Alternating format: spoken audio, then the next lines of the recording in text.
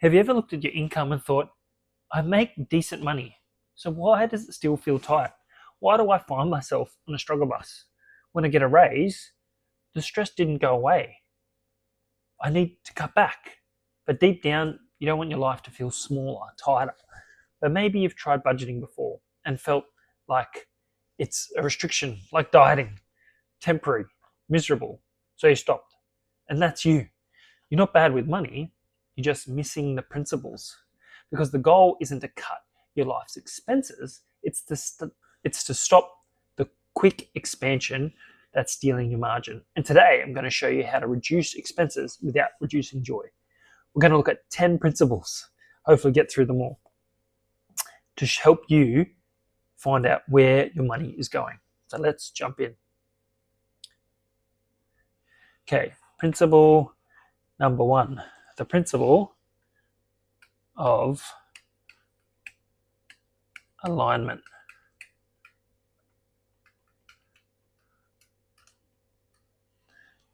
Principle of alignment. Let's start here. Before we talk about cutting anything, we need to talk about alignment. Because most financial stress is not caused by low income. It's caused by misalignment.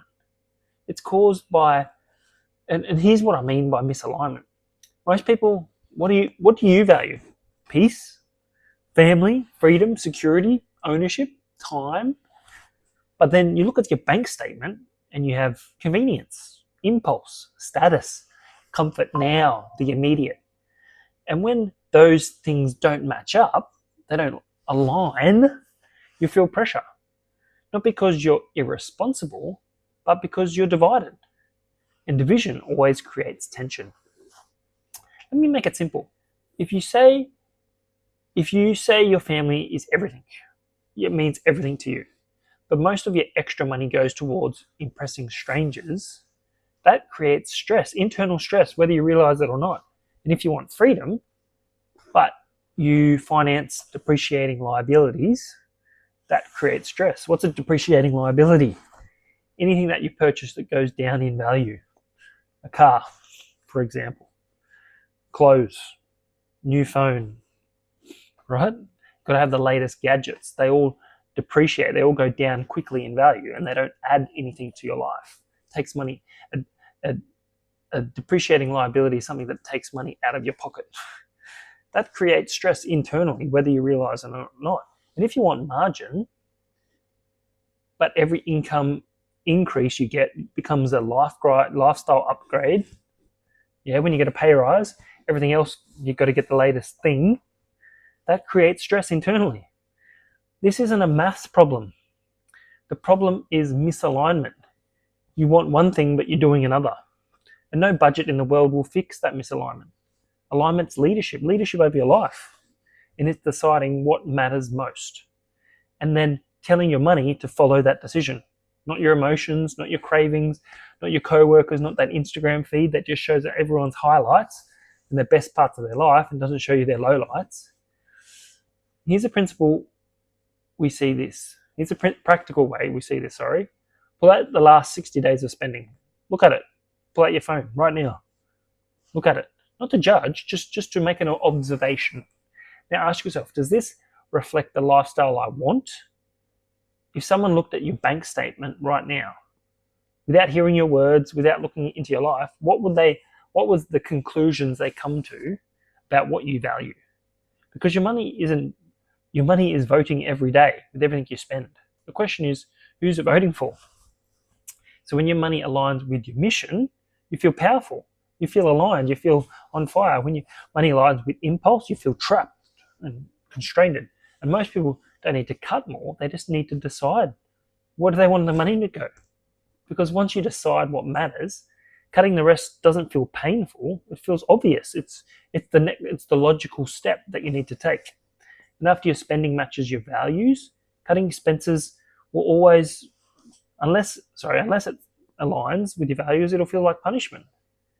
But if it aligns, it brings clarity, it will make sense.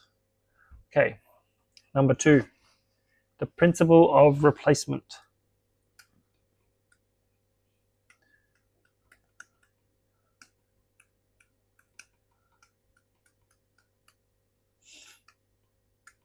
Sorry. Principle of replacement. Most people fail at cutting expenses for one reason. They remove and they don't replace. They cancel something. They strip away the fun. They go extreme. You know, an extreme diet where you just cut out everything good for 3 weeks and they feel disciplined. And by day 40, they feel deprived. Day 90, they're like, rebound, right? Because that creates a vacuum. I hate vacuum. If you move something that's meaningful or even something that's comforting in an emotional way, and you don't replace it, resentment starts to grow. And resentment always sabotages your discipline. So here's the principle. Don't remove joy, replace it.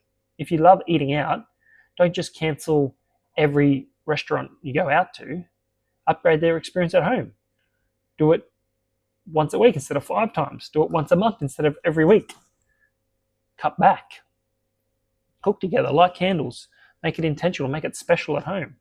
If you love buying things, replace shopping with building a skill, building a side income, growing yourself, developing yourself, reading a book, learning something on YouTube, learning a new language. We all have capacity to learn something, to grow our mind. Because here's the truth: most people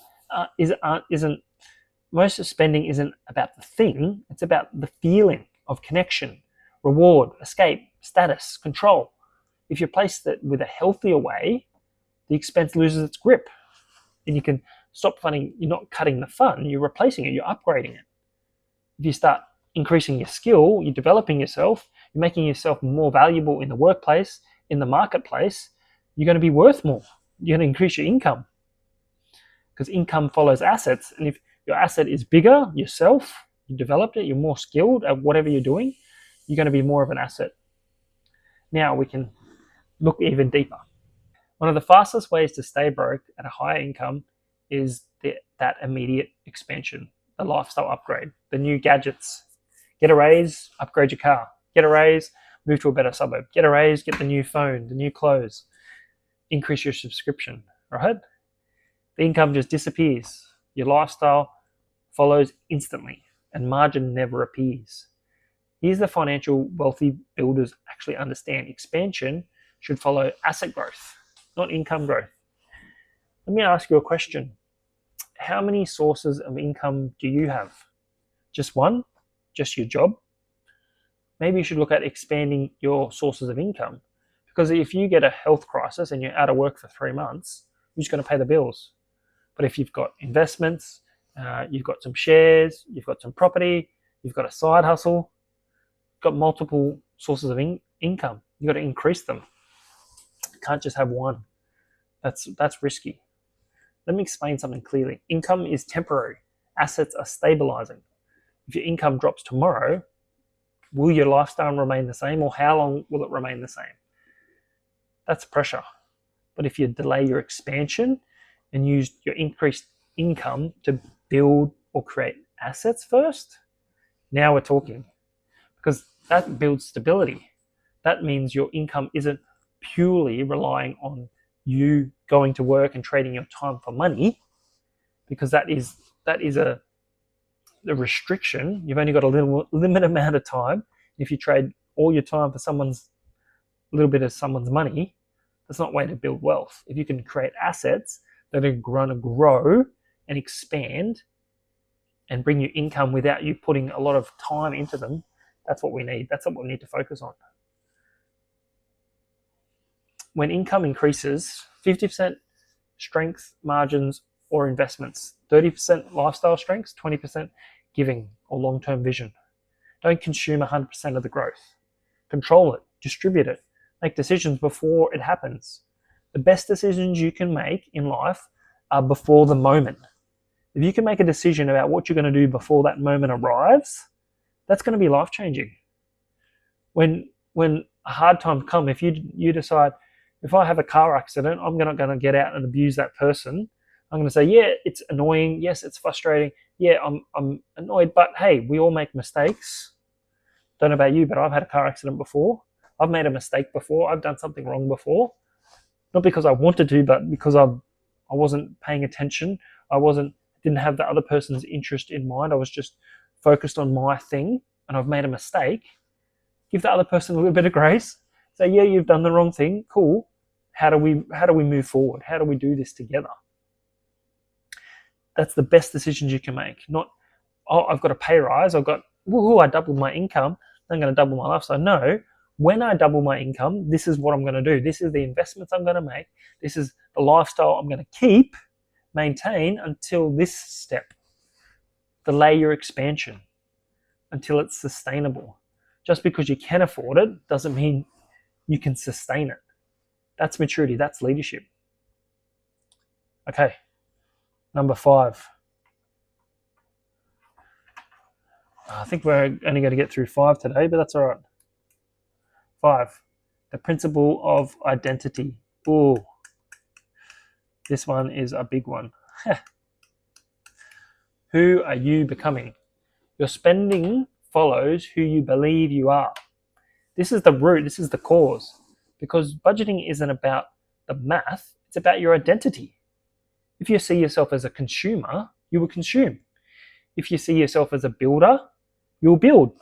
If you see yourself as a creator, you'll create.